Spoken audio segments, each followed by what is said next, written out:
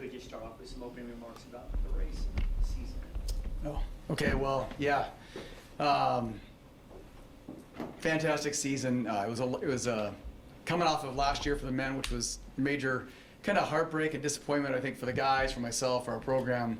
We went into last year thinking we had the best team in the country, and just for a lot of reasons didn't get it done. And so this year we talked all year about kind of getting back to the fundamentals, just doing things the way we'd done previously, not getting ahead of ourselves, and really being focused on reminding everybody that most of the men from that team that won in 2023 were still on the roster and ready to go. I thought the race itself played out perfectly, exactly the way we discussed. We knew we had 3 guys that could run. We thought in the top 15 or so. They ended up being in the top 10, top 6 even.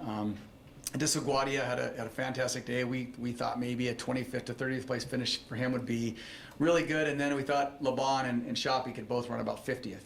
And the one adjustment that came in the middle of the race, I had Ryan Shoppy sitting back kind of deeper in the field, just waiting as a kind of a safety net. And at one point with about 3,000 meters to go, Laban got in trouble, started going backwards pretty fast, and I happened to be close to Shoppy and just told him, hey, I know you're our 6th man right now, but you're going to be our 5th man, and we need about 20 points between now and the finish. And he went from 75th to 34, so he picked up 41 in the last 3,000 meters. So he came through for us. He's done that before. He's anchored us to 2 national championships in the DMR. He anchored the world record-setting team in the DMR. He's done big things before, but that might have been, as far as our entire program, that might have been his most important performance of his career. It may not be scientific. How does that message get to Ryan? I was out there. There was a couple places. There was a great crowd. So for most of the course of the race, you couldn't say anything that anybody could hear anyway. But I'm dealing with some health issues, so I couldn't move around as much. So I found a couple spots where I thought I can get to these spots back and forth. I won't see them very often, but there's no one going to be out here because it's so far out from the rest of the race. And so I was in a spot where I was getting 1,000-meter updates, so I knew what the score was, and I could see Laban starting to slip, and I know him well enough to know that when that happens, it's because something's going wrong. And so I then had to wait. I saw the 7,000-meter split that I got to wait. It's going to be about 600 meters till I get to me, so I got to wait about another minute and a half before I can see Ryan. But I saw Ryan and just said, hey, that's why I gave him that message with about probably 2,400 meters to go. Just said, you're going to have to get moving and pick up some people. And fortunately, he told me that he was hurting so bad just before that he thought maybe he wasn't going to finish. And then, then I saw him and told him that, and he rallied and did a great job.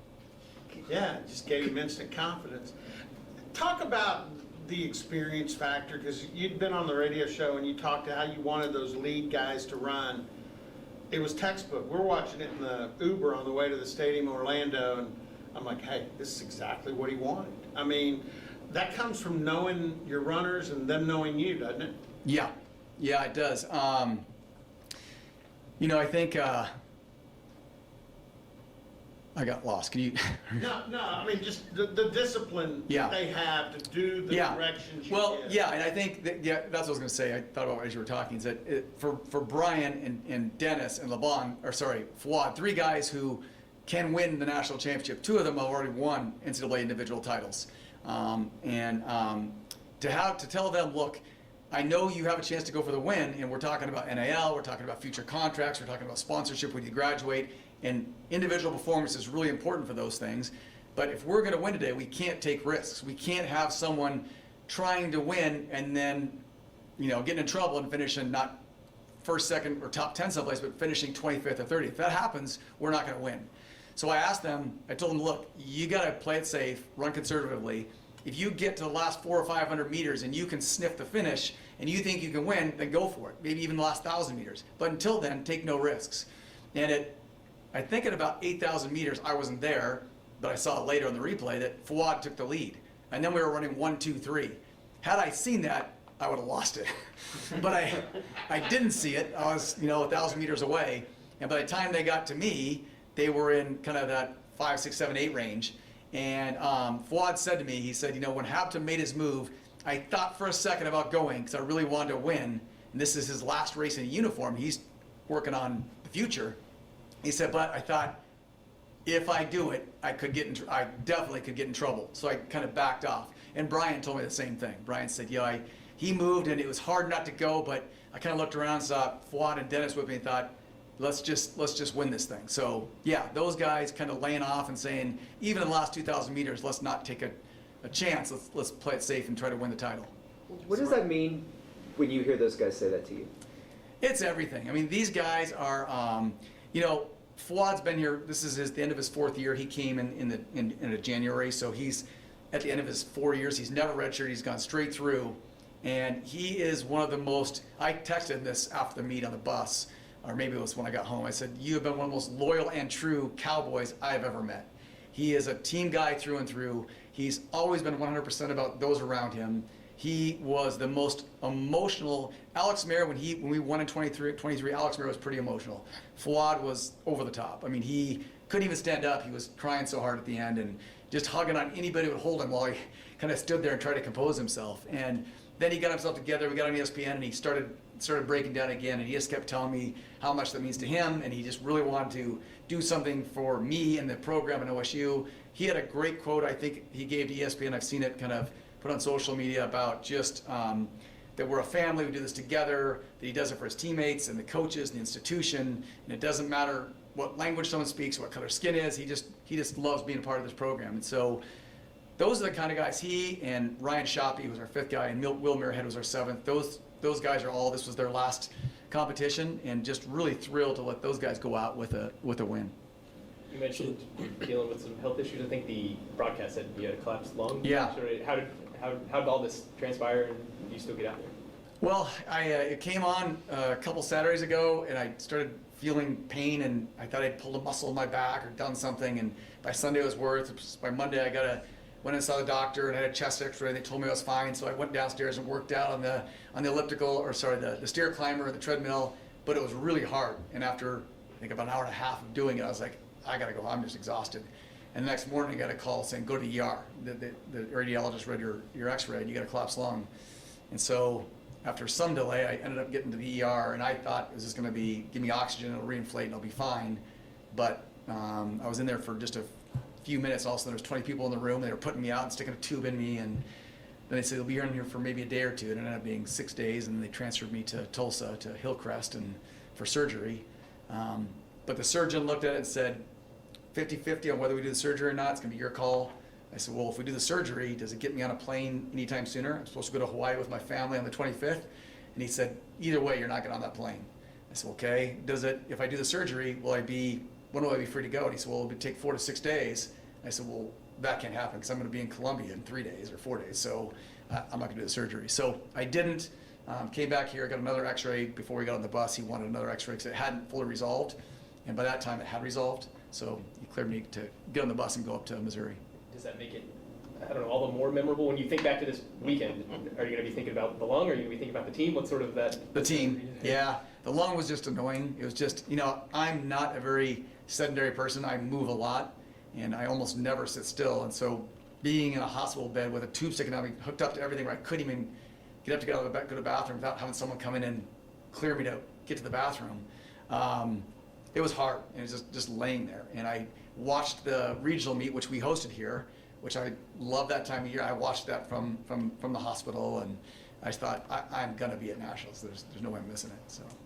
It's great to win a national championship, but to know that one of your athletes may have rewritten the celebration with the standard NCAA championship trophy. Yeah. With air guitar, that tops the mark. Yeah. Brian is a character. He's another one of those guys that he's not from here. He grew up in Kenya. Wasn't a part of the NCAA, didn't even know what it was until just a few years ago. But he is another one of those guys that is totally bought into what we do. He goes to all their sporting events. He's got quite a presence on social media, and he's kind of got this lighthearted, happy-go-lucky personality you see online, which is exactly who he is. That's just him. He's kind of a delightful guy to be around. Again, loyal, just does whatever we ask of him, shows up when we need him. He's never had a bad day. He's now running, it'd be 7 straight NCAA championships between cross-country, indoor, outdoor, cross-country, indoor, outdoor, cross-country. And his worst finish is, I believe it was 8th at his first cross-country championship. So, yeah, he's had 7 top 8 finishes. Actually 8, because he doubled at one of the indoor meets. So, Are you ready to reload? I mean, is that?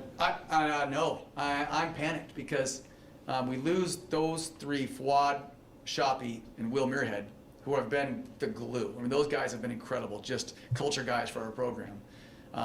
Shoppy's going to stay on as a GA, so that'll help having his presence, I believe. We had Victor Shitsama as a GA this year. He's kind of the same way. So he'll stay on.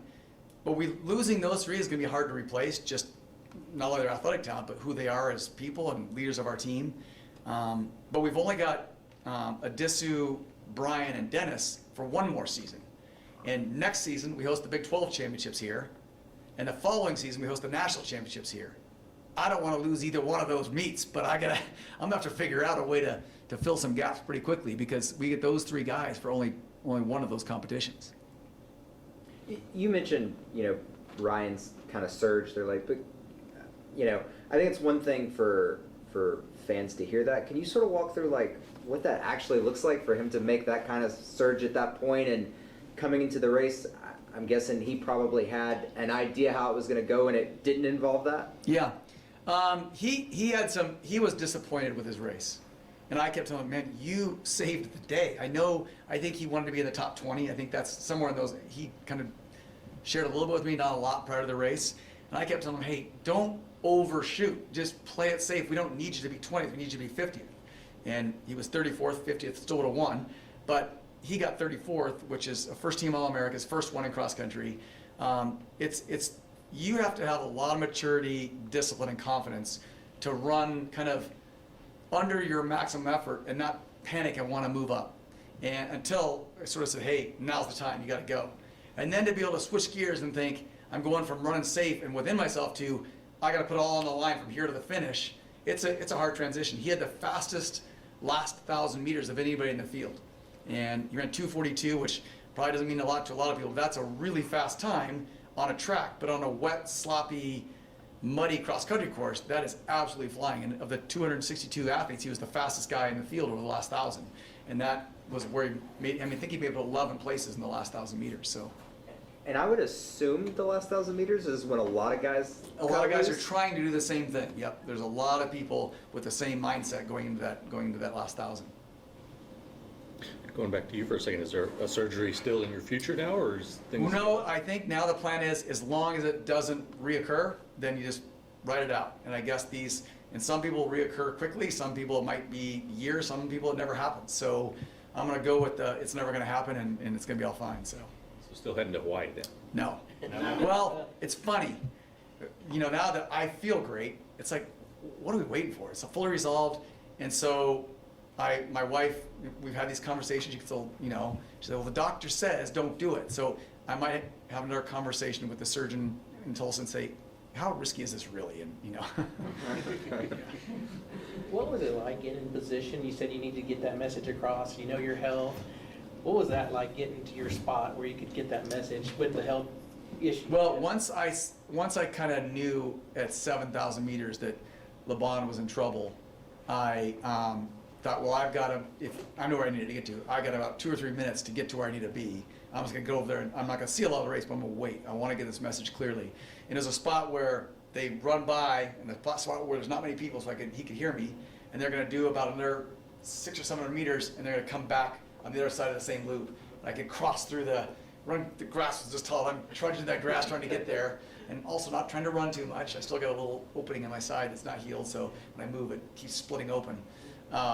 So I got over there, so I got to him the first time and the second time, and by the time I got to him the second time, he'd already moved up 3 or 4 more places. So he was moving, and ironically, we had a guy who graduated last year who went in the portal and is now running in Portland, and they were running, and they were best buddies on the team here together. They came in together, and they were running side by side, and it was pretty cool. And later, Shoppy told me that Jonas, the guy who transferred, had caught him at one point as Shoppy was debating, man, can I finish this? And Jonas said to him, hey, they need you, stay in the race, come with me. They kind of ran together, and then, Cool. yeah, Jonas ended up finishing 65th, which was his highest finish ever, and Ryan was 34th, so, yeah. You mentioned New Mexico runners move. I imagine if you didn't see it live, you've since seen it. Just sort of what Yeah. you think about that. It seemed pretty aggressive. It was explosive, yeah. That was a definitive move that, is going to strike fear in the hearts of anybody running with him for sure. And he got an instant opening, and then over time, Rocky Hansen from Wake Forest closed that opening down. So it was to use George Bush's term, it was a shock and awe move to kind of just rattle people's confidence, and it worked. I mean, people didn't respond, and by the time they figured out, wait, he's not going to hold this to the end, it was too late. They couldn't get him. Were you shocked the girl from BYU got beat? Yeah, a little bit. Wow. I mean, the woman who won also won last year. Yeah. But Jane Hendegren's been running so well all year. I just didn't. I said over and over, no one's going to beat her. But that's why you run the race, you know. And yeah, the woman who won is awfully good. She was just at the World Championships and came back from the World Track Championships running for Kenya. So if you make the Kenyan World Championship team, you're a world-class athlete. You started today kind of referring to last year. I was wondering if there was anything you or these guys that were part of that. Did y'all learn anything from last year? What you said was a disappointment that helped you this year? Yeah, I think I've said this to people before, but in our sport, whenever I've had anybody do anything significant personally, like run a personal best time or win some big race or anything that goes well, they come off the track and the first thing they say is, that was easy. And I always say, it wasn't easy, or you would have run faster. And they go, no, you don't understand. I didn't do this, and I could have done those things. I go, well, if you could have, you would have. But I think it's when all these positive emotions flood your brain, it's like an anesthesia, and it erases the bad memory. And my wife, we just had our